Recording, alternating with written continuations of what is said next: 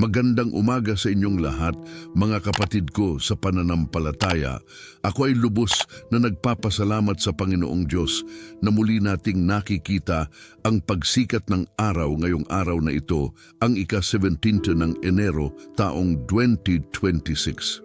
Salamat sa Diyos dahil binigyan niya tayo ng bagong pagkakataon upang maglingkod sa Kanya, upang magmahal sa ating kapwa at upang maging instrumento ng Kanyang biyaya sa mundo. Ako ay masayang-masaya na muli tayong nagkakatagpo sa pamamagitan ng pagdarasal na ito at nawa ay mapuno ng kapayapaan, pag-asa at pagmamahal ang inyong mga puso habang tayo ay nagsisimula ng bagong araw na ito. Ang bawat araw na binibigay sa atin ng ating Panginoon ay isang regalo, isang pagkakataong hindi natin dapat sayangin, isang espesyal na oras upang ipakita ang ating pasasalamat sa Diyos na patuloy na nag-aalaga sa atin, patuloy na gumagabay sa atin, at patuloy na nagmamahal sa atin ng walang kondisyon at walang hangganan. Ngayong umaga, nais kong magpasalamat ng buong puso sa ating makapangyarihang Diyos na muli tayong binuhay, na binigyan tayo ng hininga ng buhay, na nagbantay sa atin sa buong gabi habang tayo ay natutulog at walang malay sa mga pangyayari sa paligid natin. Salamat dahil hindi niya tayo inabandona, hindi tayo pinalisan at hindi tayo binaliwala. Salamat dahil kahit tayo ay makasalanan, kahit tayo ay puno ng kahinaan, kahit tayo ay madalas na bumabagsak at nabibigo, ang Diyos ay nananatiling tapat sa atin. Salamat dahil ang Kanyang pag-ibig ay hindi na bago. Ang Kanyang habag ay bago tuwing umaga at ang Kanyang mga pangako ay hindi kailanman nabibigo. Ako ay nagpapasalamat din sa bawat isa sa inyo na nandito ngayong umaga, na naglaan ng oras upang makipag-ugnayan sa Diyos, na nag-alay ng inyong mga puso at isipan sa Kanya bago pa man magsimula ang araw. Ito ay isang malaking karangalan na maging bahagi ng inyong espiritual na paglalakbay. At ako ay nananalangin na ang mga sandaling ito ay magdala ng tunay na pagbabago at pagpapalakas sa inyong mga buhay. Ang tema natin ngayong umaga ay napakahalagang paksa sa buhay ng bawat Kristiyano. Ang pangangailangan nating humingi ng patnubay ng Diyos sa bawat hakbang na ating gagawin. Sa mundo na puno ng mga pagpipilian, puno ng mga landas na maaaring tahakin, puno ng mga desisyon na dapat nating gawain araw-araw, tayo ay nangangailangan ng matalinong gabay ng ating Panginoon. Hindi natin kayang mag-isa, hindi natin kayang umasa lamang sa ating sariling pag-iisip at lakas. Kailangan natin ang Diyos sa bawat segundo ng ating buhay, sa bawat paghinga, sa bawat kilos, sa bawat salita at sa bawat desisyon. Ang Diyos ay nais na maging aktibo sa ating buhay. Nais niyang gabayan tayo, turuan tayo, protektahan tayo, at dalhin tayo sa mga lugar na nakahanda niya para sa atin. Mga lugar ng kasaganaan, mga lugar ng pagpapala, mga lugar ng katuparan ng mga pangako niya sa ating buhay. Sa Kawikaan 3:6, sinabi ng salita ng Diyos, "Magtiwala ka sa Panginoon ng buong puso mo at huwag kang umasa sa iyong sariling unawa. Sa lahat ng iyong mga paraan ay kilalanin mo siya at tuwirin niya ang iyong mga landas." Ito ay isang napakalakas na pangako mula sa ating Panginoon.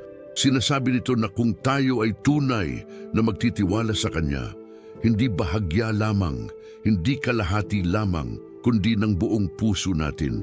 Kung tayo ay hindi umasa sa ating sariling limitadong pag-unawa at kaalaman, kung tayo ay kikilala sa Kanya sa lahat ng ating mga gawain at desisyon, kung tayo ay laging maghahanap ng Kanyang kalooban sa bawat sitwasyon, kung tayo ay magiging masunurin sa Kanyang mga utos at makakapit sa Kanyang mga pangako, kung tayo ay magpapakumbaba at aamin na hindi natin alam ang lahat at kailangan natin siya, kung gayon ay siya mismo, ang Panginoon ng sangsinukob, ang may hawak ng buong universo, ang Alpha at Omega, ang nagsimula at wakas ng lahat ng bagay, ay tututuwid ng ating mga landas.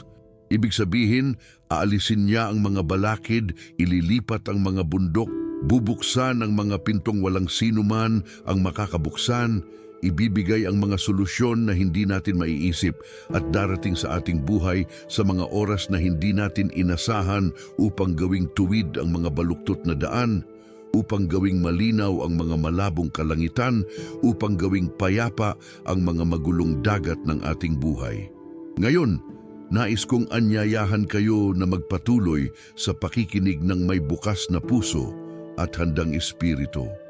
Kung meron kayong mga dinaramdam ngayong umaga, kung meron kayong mga alalahanin, mga problema, mga tanong, mga pagdududa, mga takot, mga pangamba, dalhin ninyo lahat iyan sa Panginoon sa pamamagitan ng panalangin ito. Hayaan ninyong magsalita ang Diyos sa inyong mga puso habang tayo ay nananalangin. Maghanda kayo upang makatanggap ng mga mensahe, ng mga sagot, ng mga direksyon na matagal na ninyo nang hinihintay.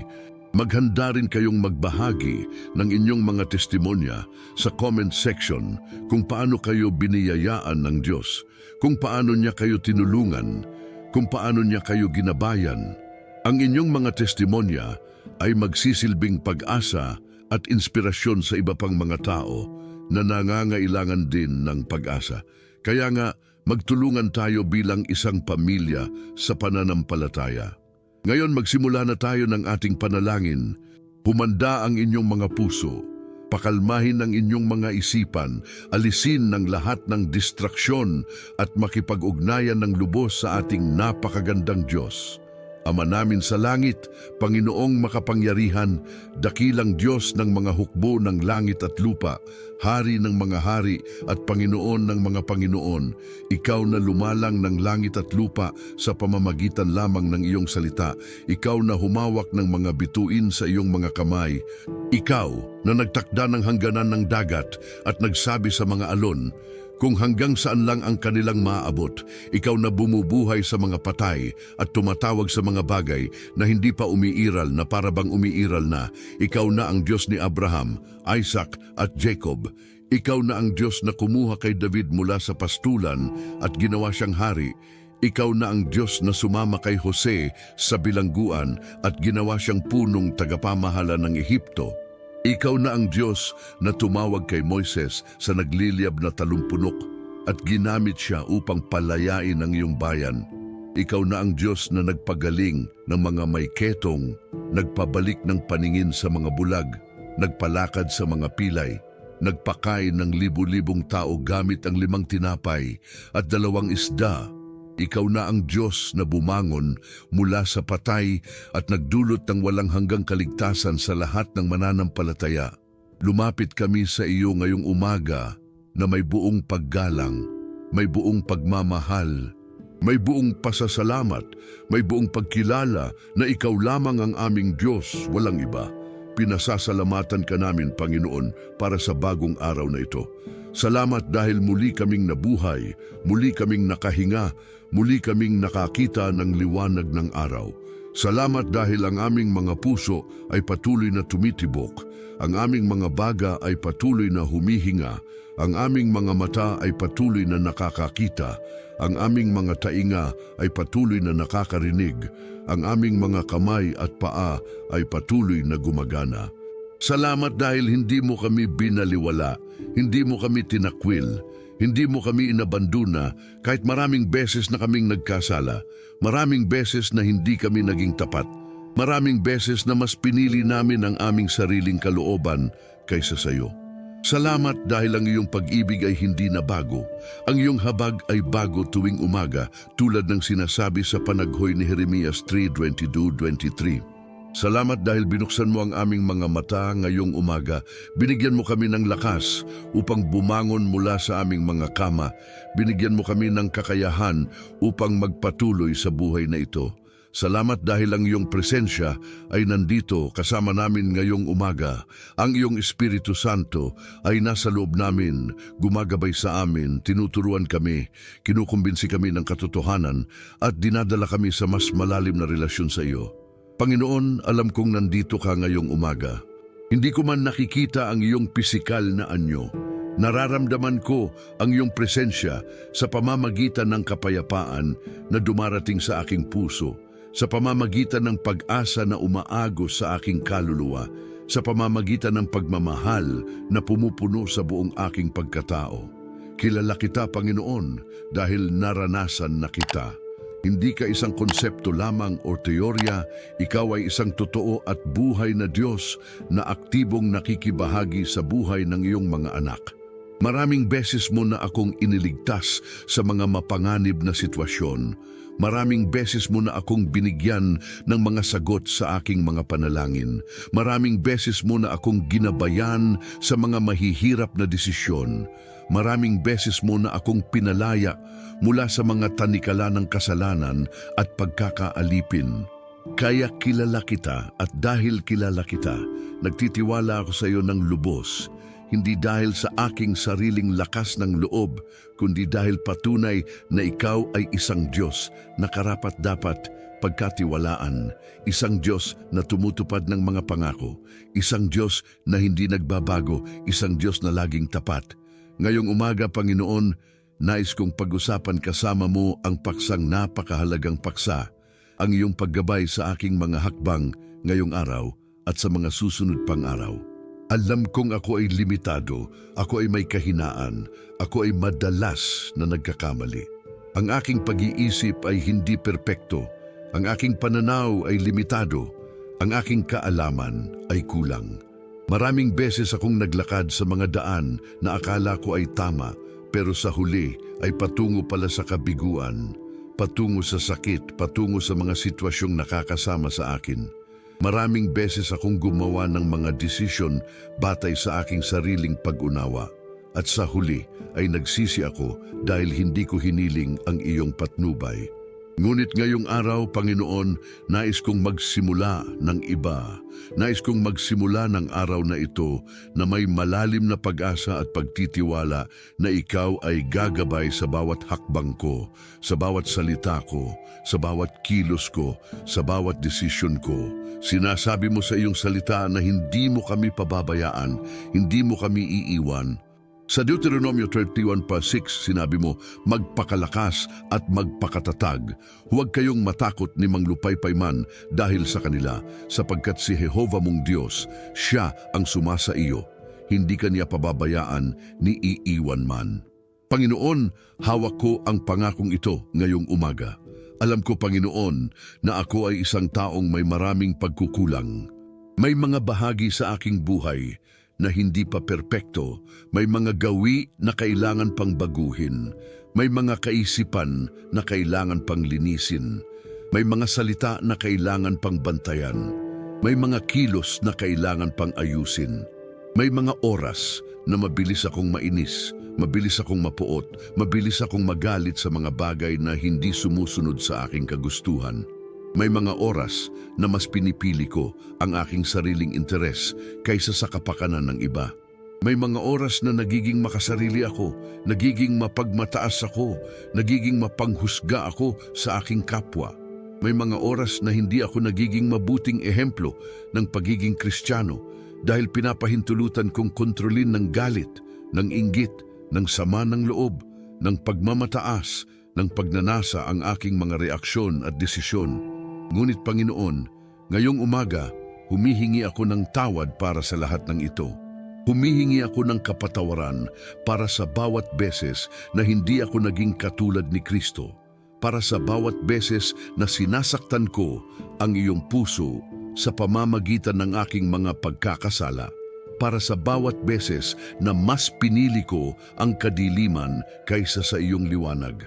Hugasan mo ako, Panginoon, ng iyong dugo. Linisin mo ang aking puso, ang aking isipan, ang aking kaluluwa.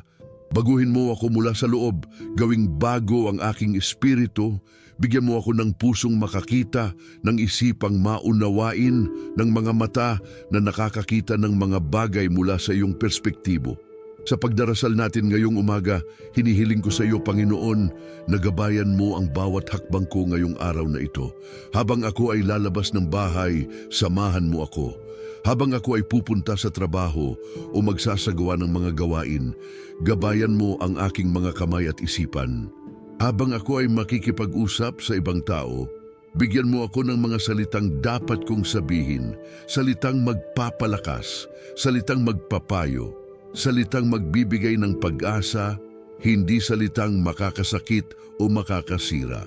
Habang ako ay haharap sa mga hamon at pagsubok, bigyan mo ako ng lakas at tapang upang manatiling matatag sa pananampalataya. Habang ako ay gagawa ng mga desisyon, maliit man o malaki, ipakita mo sa akin ang iyong kalooban upang hindi ako maligaw ng landas. Panginoon, natatakot ako na baka magsimula ang araw na ito nang wala ka. Natatakot ako na baka gawin ko ang lahat sa aking sariling lakas at sa huli ay bumagsak dahil hindi pala ako humingi ng iyong tulong. Kaya ngayon pa lamang, habang maaga pa, habang hindi pa nagsisimula ang mga aktibidad ng araw, inilalagak ko sa iyo ang buong araw na ito, ang bawat oras, ang bawat minuto, ang bawat segundo. Ikaw ang aking Panginoon, ikaw ang aking hari, ikaw ang may kontrol ng aking buhay. Panginoon, hinihiling ko rin na bigyan mo ako ng karunungan sa araw na ito. Sa Santiago 1:9, sinabi mo na kung ang sinuman sa amin ay kulang sa karunungan, hilingin niya sa iyo ang Diyos na nagbibigay sa lahat ng bukas palad at walang pagsisisi at ibibigay sa Kanya. Panginoon, ako ay kumukonpesa ngayong umaga na kulang ako sa karunungan. Kailangan ko ng iyong banal na karunungan upang makilala ang tama mula sa mali, upang gumawa ng mga desisyong makakabuti sa akin at sa aking mga mahal sa buhay, upang makahanap ng mga solusyon sa mga problemang aking kinakaharap, upang maintindihan ang mga sitwasyong komplikado at magulo sa aking paningin. Bigyan mo ako ng karunungan na mula sa itaas, ang karunungan na dalisay, mapayapa, maamo, madaling pakiusapan, puno ng awa at mabubuting bunga, walang pagtatangi at walang pagkukunwari, tulad ng inilarawan sa Santiago 3:20. Bigyan mo ako ng kakayahang makita ng mas malinaw, umunawa ng mas malalim, at kumilos ng mas tama. Ayokong magsisi sa huli dahil hindi ako gumawa ng tamang desisyon. Ayokong makasakit ng ibang tao dahil sa aking kakulangan ng unawa. Ayokong masayang ang mga pagkakataon dahil hindi ko nakita ang kanilang halaga. Kaya Panginoon, ibigay mo sa akin ang karunungan, ang pag-unawa at ang kaalaman na kailangan ko para sa araw na ito. Panginoon, hinahangad ko rin na magkaroon ng puso na laging nakatingin sa iyo, laging nakikinig sa iyo, laging sumusunod sa iyo. Sa awit 25:7, si David ay nananalangin, ipakita mo sa akin ang iyong mga daan, o Panginoon. Turuan mo ako ng iyong mga landas. Ipatnubayan mo ako sa iyong katotohanan at turuan mo ako, sapagkat ikaw ang Diyos ng aking kaligtasan. Ikaw ang aking hinihintay buong araw. Ito rin ang aking panalangin ngayong umaga, Panginoon. Ipakita mo sa akin ang iyong mga daan, dahil ang aking mga daan ay hindi tulad ng iyong mga daan. Ang aking mga kaisipan ay madalas na laging mababa, makamundo, puno ng takot at pagdududa. Pero ang iyong mga kaisipan ay mataas, banal, puno ng pag-asa at pananampalataya. Turuan mo akong maglakad sa iyong mga landas, ang mga landas ng katuwiran, ang mga landas ng pagmamahal, ang mga landas ng debosyon, ang mga landas ng paglilingkod. Patnubayan mo ako sa iyong katotohanan dahil sa mundo ngayon ay puno ng kasinungalingan, puno ng maling aral, puno ng mga ideyang lumalaban sa iyong salita. Kailangan ko ng iyong salita bilang ilawan sa aking mga paa at tanglaw sa aking landas, tulad ng sinasabi sa awit 119:105.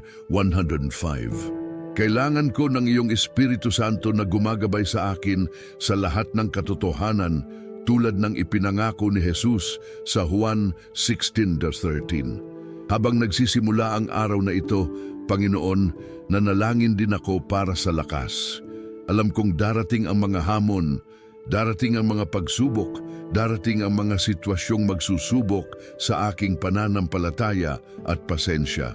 Maaring may mga taong makakasalamuha ko na negatibo, nakakainis, o mapang-aapi. Maaaring may mga trabahong magdudulot ng stress at pressure. Maaaring may mga balita o pangyayaring makakagulo sa aking kapayapaan. Maaaring may mga pisikal na sakit o kahinaan na makakaramdam ko. Ngunit Panginoon, sa lahat ng ito, nais kong manatiling matatag, nais kong manatiling positibo, nais kong manatiling mapagpasalamat, nais kong manatiling tapat sa iyo. Kaya naman, hinihiling ko sa iyo ang lakas na hindi galing sa akin kundi galing sa iyo. Sa Isaiah 40:29-31, sinabi mo na binibigyan mo ng lakas ang nanghihina at dinaragdagan mo ang kapangyarihan ng walang lakas. Sinabi mo na ang mga umaasa sa iyo ay makakapagbagong lakas, paiilang lang na parang mga agwila, tatakbo at hindi mapapagod, lalakad at hindi manglulupaypay. Panginoon, umaasa ako sa iyo ngayong araw. Huwag mong hayaang lumubog ako sa mga presyo ng buhay. Huwag mong hayaang manalo ang kalooban ng kaaway na sirain ang aking araw. Huwag mong hayaang makawin ng takot at pangamba ang aking kapayapaan.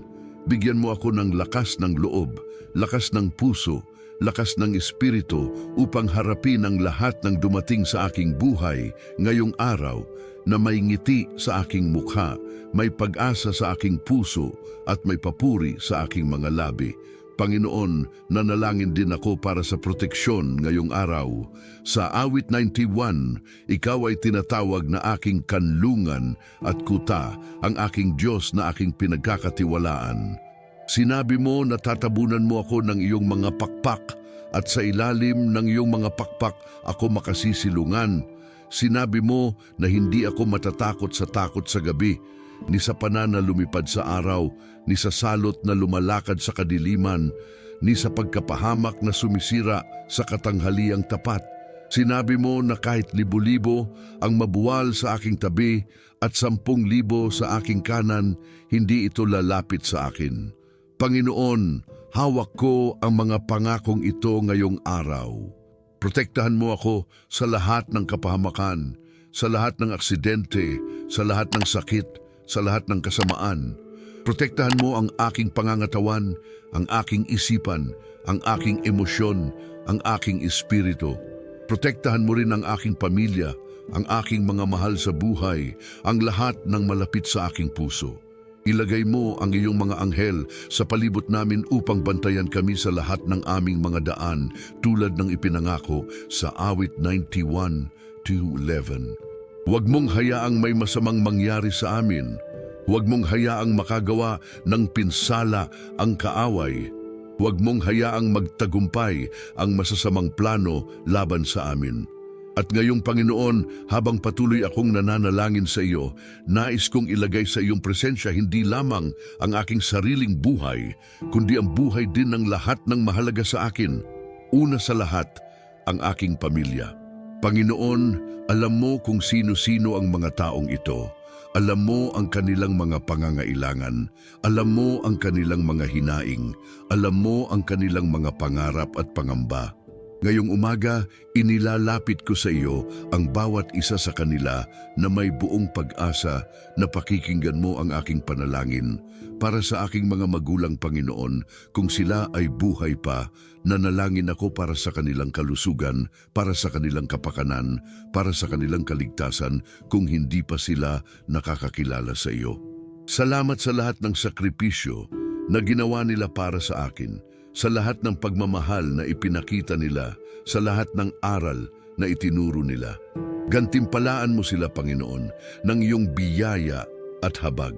Para naman sa aking asawa, kung mayroon ako, nanalangin ako na patuloy mong palakasin ang aming samahan, palalimin ang aming pagmamahalan, panatilihing bago ang aming paghanga sa isa't isa. Gabayan mo kami na maglingkod ng magkasama sa iyo, magpalaki ng aming mga anak sa iyong pag-aalaga kung mayroon kami, at maging ehemplo ng Kristiyano na mag-asawa sa aming komunidad. Para sa aking mga anak, Panginoon, hinihiling ko na sila ay lumaki na may takot sa iyo, may pagmamahal sa iyong salita, may debosyon sa pagdarasal. Protektahan mo sila sa lahat ng kasamaan ng mundo, sa lahat ng tukso, sa lahat ng panganib. Bigyan mo sila ng karunungan sa pag-aaral, ng mga mabubuting kaibigan, ng mga teachers at mentors na magpapalakas ng kanilang pananampalataya. Para sa aking mga kapatid, Panginoon, kung mayroon ako, nanalangin ako na kahit saan sila naroroon, kahit ano ang kanilang mga pinagdadaanan, ay nararamdaman nila ang iyong presensya. Pagpalain mo ang kanilang mga buhay, ang kanilang mga pamilya, ang kanilang mga trabaho. Para sa aking mga kamag-anak na malayo, ang mga tiyahin, tiyuhin, mga pinsan, mga lolo at lola, nanalangin ako na ikaw ay patuloy na nag-aalaga sa kanila, patuloy na gumagabay sa kanila, patuloy na nagpapakita ng iyong pag-ibig sa kanila.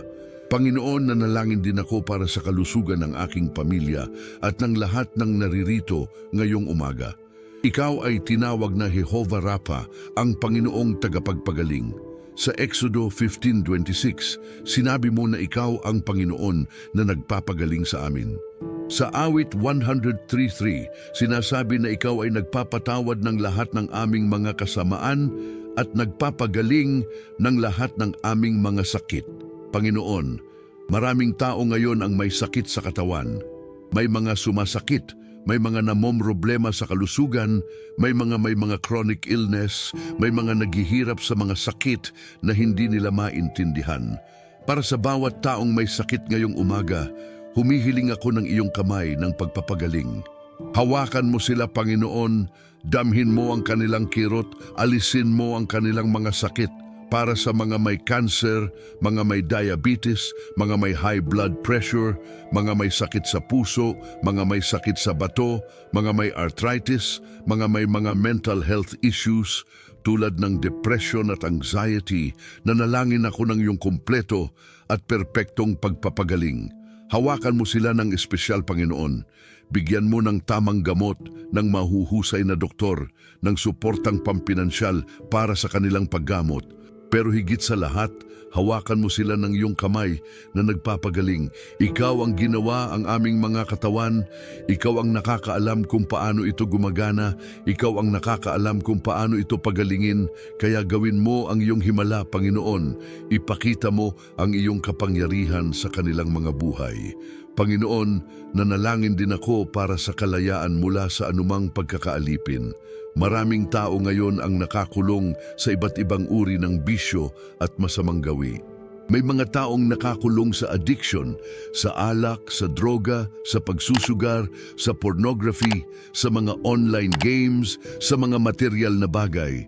May mga taong nakakulong sa mga toxic relationships, sa mga abusive situations, sa mga trabahong nakakapagod ng kanilang kaluluwa.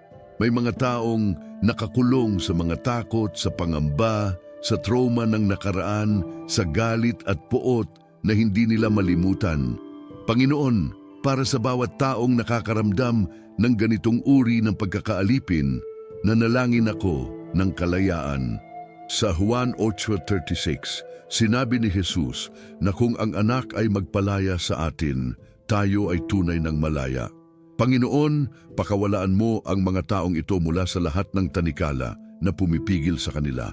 Bigyan mo sila ng lakas na talikuran ang mga bisyo, ng tapang na lumayo sa mga toxic na tao at sitwasyon, ng karunungang makita na sila ay karapat-dapat ng mas mabuting buhay.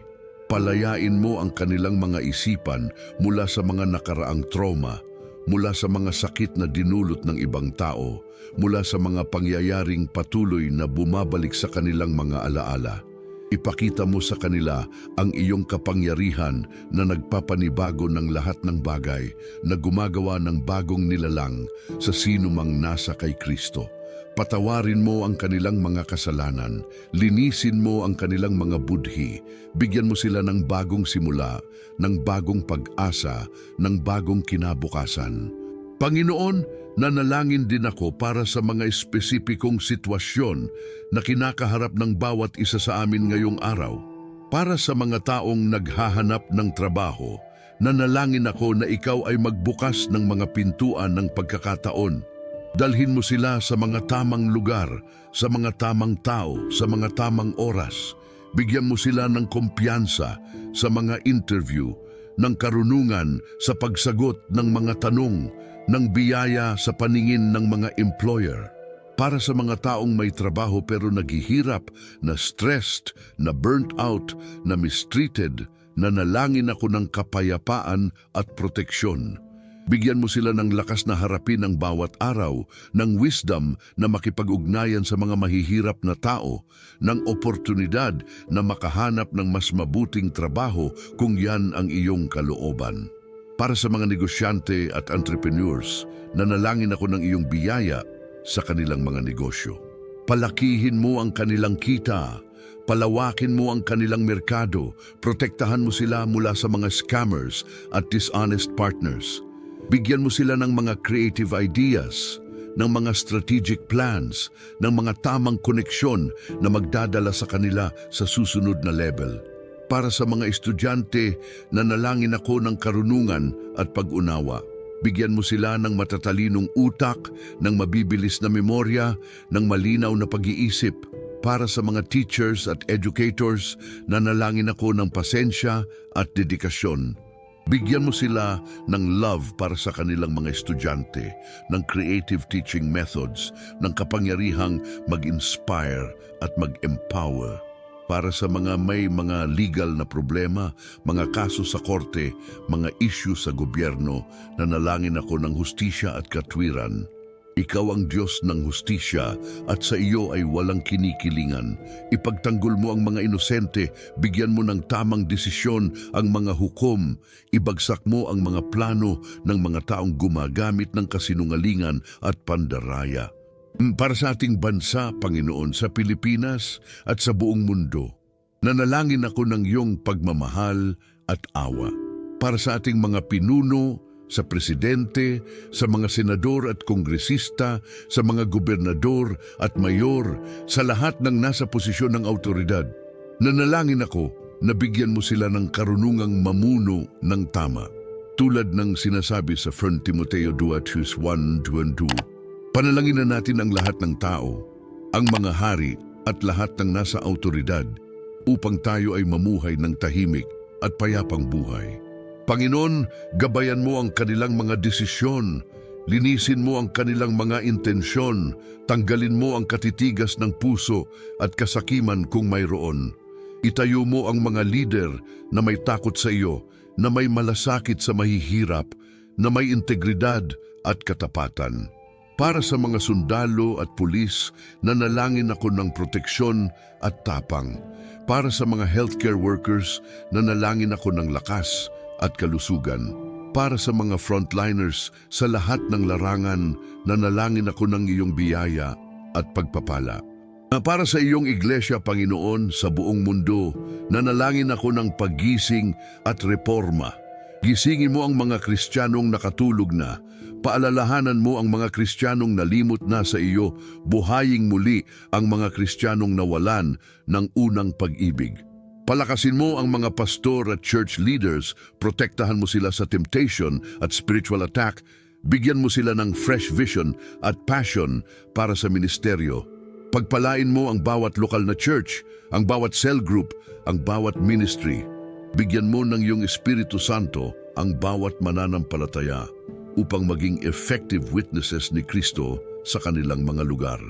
Gawin mo kaming bukal ng iyong pag-ibig, instrumento ng iyong kapayapaan, mensahero ng iyong ebanghelyo, para sa mga hindi pa nakakakilala sa iyo, Panginoon, para sa mga nawala at walang pag-asa, para sa mga nasa dilim at hindi nakakakita ng liwanag, nanalangin ako na ikaw ay maghayag sa kanilang mga buhay. Ipadala mo ang mga taong magbabahagi sa kanila ng ebanghelyo, gumawa ng mga circumstances na magdadala sa kanila sa pagtanggap sa iyong pag-ibig.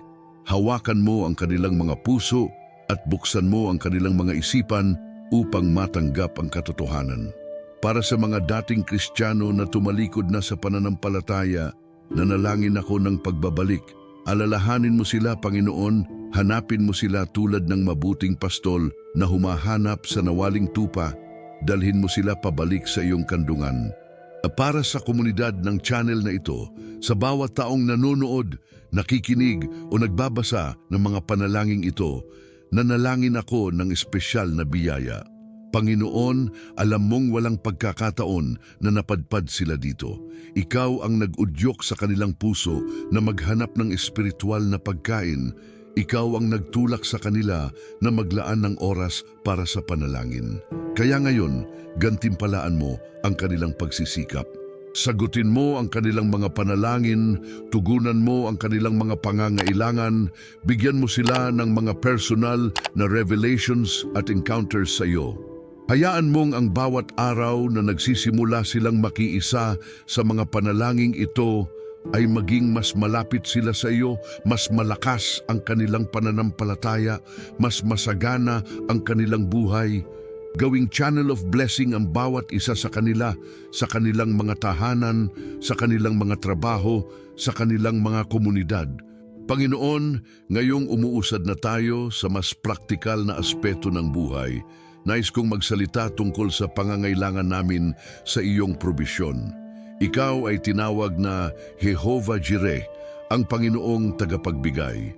Noong inalok ni Abraham si Isaac sa bundok, ikaw ay nag-provide ng tupa para sa handog at tinawag ni Abraham ang lugar na iyon na Jehovah Jireh, ang Panginoon ay magbibigay. Panginoon, naniniwala ako na ikaw ay pareho pa rin ngayon, hindi ka nagbago at alam mong ano ang aming mga pangangailangan bago pa man namin ito hilingin.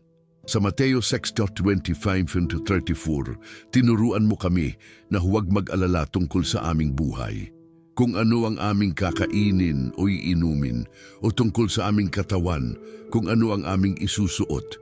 Sinabi mo na ang buhay ay higit pa sa pagkain at ang katawan ay higit pa sa damit.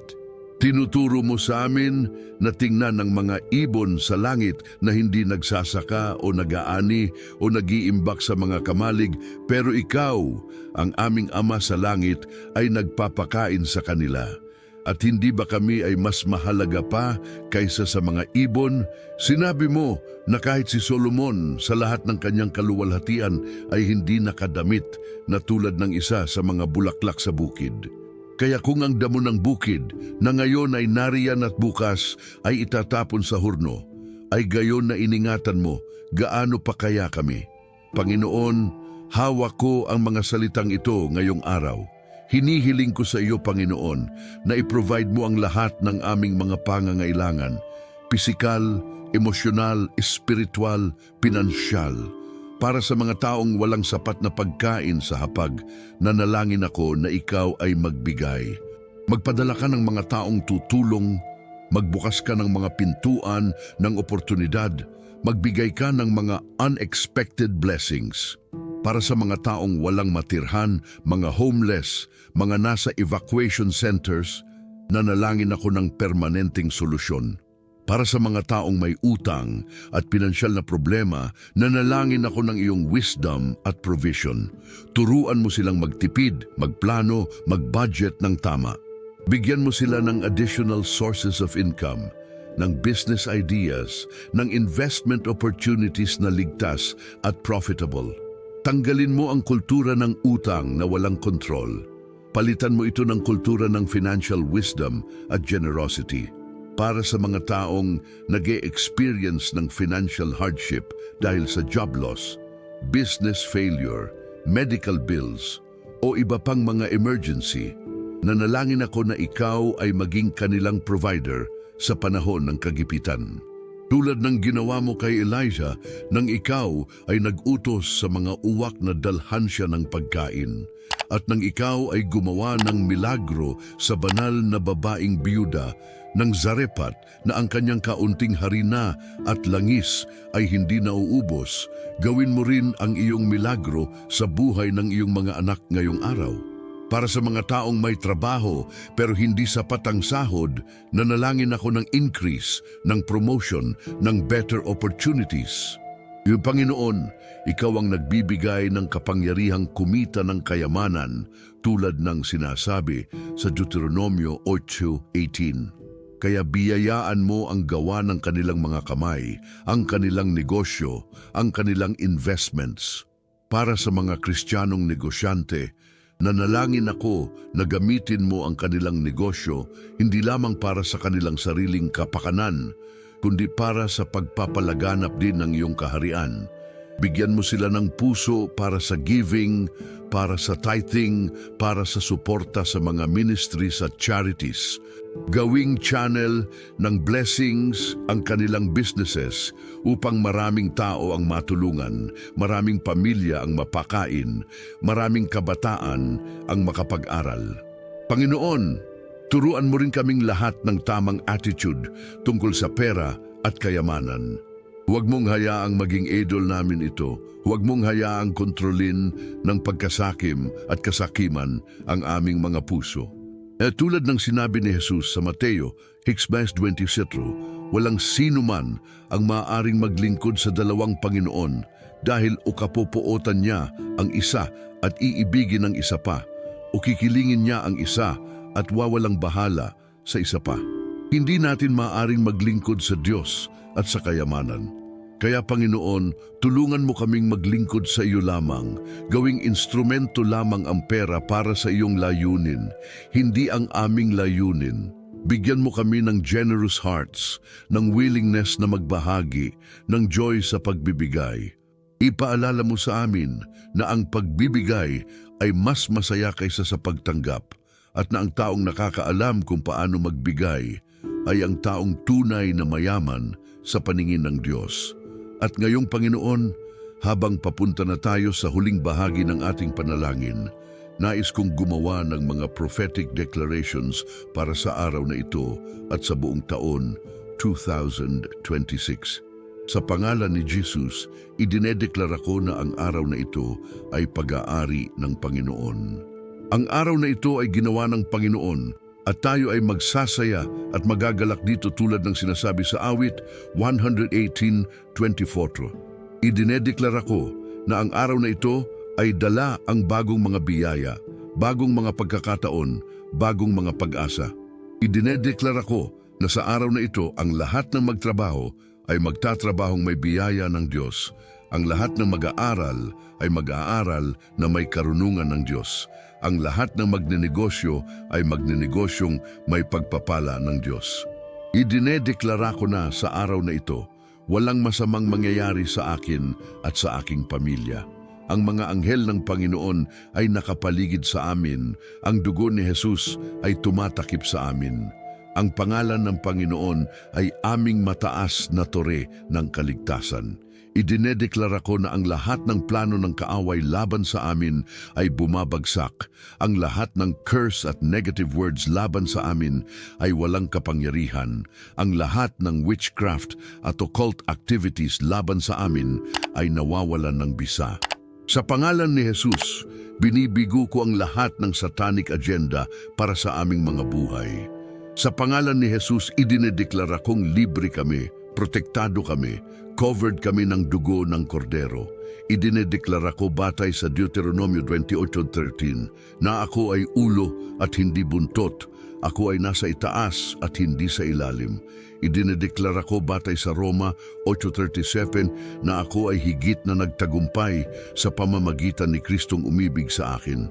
Idinedeklara ko batay sa Filipos 4:3 na lahat ay aking magagawa sa pamamagitan ni Kristong nagpapalakas sa akin. Idinedeklara ko batay sa Filipos 4:19 na ang aking Diyos ay magbibigay ng lahat ng aking pangangailangan ayon sa kanyang kayamanan sa kaluwalhatian sa kay Kristo Jesus. Idinedeklara ko batay sa 2 Korinto 9:8 na ang Diyos ay may kakayahang magpasagana sa akin ng lahat ng biyaya upang sa lahat ng oras magkaroon ako ng lahat ng aking kailangan at magpapasagana ako sa bawat mabuting gawa. Idinedeklara ko batay sa Jeremias 29:11 na ang Diyos ay may mga plano para sa akin, mga planong magpapaginhawa at hindi makakasakit upang bigyan ako ng pag-asa at kinabukasan. Idinedeklara ko batay sa Isaiah 54:7 na walang sandata laban sa akin ang magtatagumpay at bawat dilang bumabangon laban sa akin sa paghatol ay aking parurusahan. Idinideklara ko batay sa Salmo 23 na ang Panginoon ay aking pastol, wala akong kukulangin, pinapahiga niya ako sa sariwang damuhan, dinadala niya ako sa tabi ng mapayapang tubig, ginigising niya ang aking kaluluwa. Idinideklara ko na ako ay anak ng Diyos, hindi alipin kundi kalayaan. Idinideklara ko na ako ay nilikha sa larawan ng Diyos, may dignidad, may halaga, may layunin. Idinedeklara ko na ako ay pinili bago pa naitayo ang sanlibutan, tawag upang maging banal at walang dungis sa kanyang paningin. Idinedeklara ko na ako ay tubos ng dugo ng kordero, hindi ng mga nasisirang bagay tulad ng pilak o ginto. Idinedeklara ko na ako ay bagong nilalang sa kay Kristo, ang luma ay lumipas, ang bago ay dumating na. Idinedeklara ko na ako ay lahi na hinirang, isang maharlikang pagkakapari, isang banal na bansa, isang bayan para sa sariling pag-aari ng Diyos. Idinedeklara ko na ako ay tinaniman na puno ng katuwiran, tanim ng Panginoon para sa kaluwalhatian ng kanyang pangalan.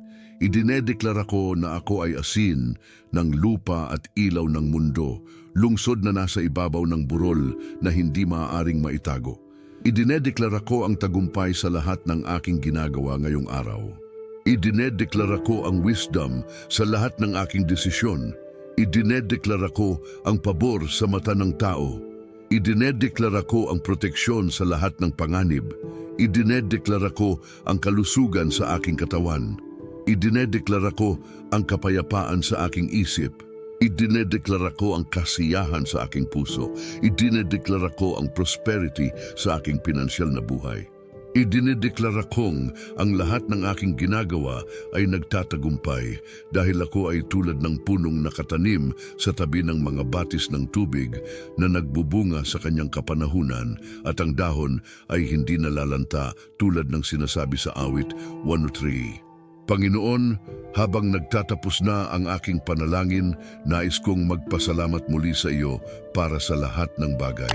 Salamat sa pagkakataong ito na makausap ka, makapanalangin sa iyo, makapagbuhos ng aking puso sa iyong presensya.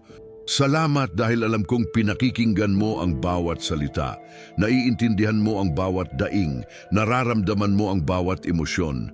Salamat dahil hindi mo ako kailanman itinapon kahit maraming beses akong bumagsak, maraming beses akong nagkasala, maraming beses akong naging hina ng loob.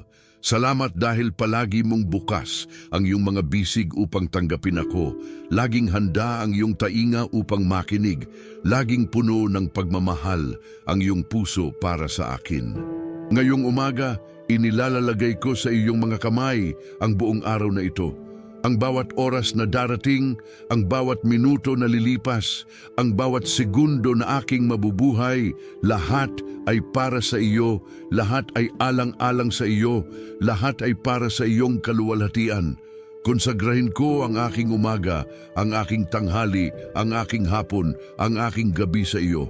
Konsagrahin ko ang aking trabaho, kung ano man ito, maging ito ay sa opisina, sa bahay, sa negosyo, sa eskwelahan. Konsagrahin ko ang aking mga interaksyon sa ibang tao, ang aking mga pag-uusap, ang aking social media posts, ang aking text messages at emails. Konsagrahin ko ang aking pagkain, ang aking paglalakad, ang aking pagpapahinga. Konsagrahin ko ang aking pag-iisip, ang aking imaginasyon, ang aking mga desisyon. Hayaan mong ang lahat ng ito ay maging acceptable sa iyong paningin, maging nakalulugod sa iyo, maging makahulugan para sa iyong mga layunin. Hinihiling ko rin, Panginoon, na huwag mong hayaang makakalimutan kita sa buong araw. Maraming beses kasi nangyayari na nagsisimula akong maganda ang umaga, nakapanalangin, napakinggan ang salita, pero pagdating ng tanghali o hapon, nalilimutan na kita dahil napupuno ng mga activities, ng mga responsibilidad, ng mga distraksyon. Kaya ngayong araw, hinihiling ko na patuloy mo akong paalalahanan ng iyong presensya. Paalalahanan mo ako na nandyan ka, kasama ko, gumagabay sa akin. Bigyan mo ako ng mga small reminders sa buong araw. Maaring sa pamamagitan ng isang scripture verse na biglang papasok sa aking isip, ng isang worship song na maririnig ko, ng isang kaibigan na biglang magme-message ng encouraging words, ng isang sermon clip na makikita ko sa social media. Gamitin mo ang mga bagay na ito upang muling ikonekta ang aking puso sa iyo, muling isentro ang aking atensyon sa iyo, muling ipaalala sa akin kung sino ka at kung sino ako sa iyo. Nangangako ako sa iyo ngayong araw, Panginoon, na sisikaping mamuhay ng karapat-dapat sa tawag na iyong ibinigay sa akin. Sisikaping maging mabuting ehemplo ng pagiging Kristiyano, maging mabuting representante ng iyong kaharian. Sisikaping magpakita ng pagmamahal sa mga taong makakasalamuha ko, lalo na sa mga mahirap mahalin. Sisikaping magpakita ng pasensya sa mga sitwasyong nakakainis. Sisikaping magpakita ng katapatan sa gitna ng tukso. Sisikaping magpakita ng integridad kahit walang nakakakita. Sisikaping magpakita ng generosity kahit ako mismo ay limitado ang resources. Sisikaping magpakita ng forgiveness sa mga taong nakasakit sa akin. Sisikaping magpakita ng humility sa gitna ng tagumpay. Sisikaping magpakita ng faith sa gitna ng mga imposibleng sitwasyon. Alam kong hindi ko ito kakayanin sa aking sariling lakas, Panginoon. Kaya hinihiling ko ang iyong biyaya, ang iyong lakas, ang iyong presensya na magmamaneho sa akin, na gagawa sa pamamagitan ko, na mag-i-empower sa akin na gawin ang mga bagay na higit pa sa aking natural na kakayahan. Punan mo ako ng iyong Espiritu Santo.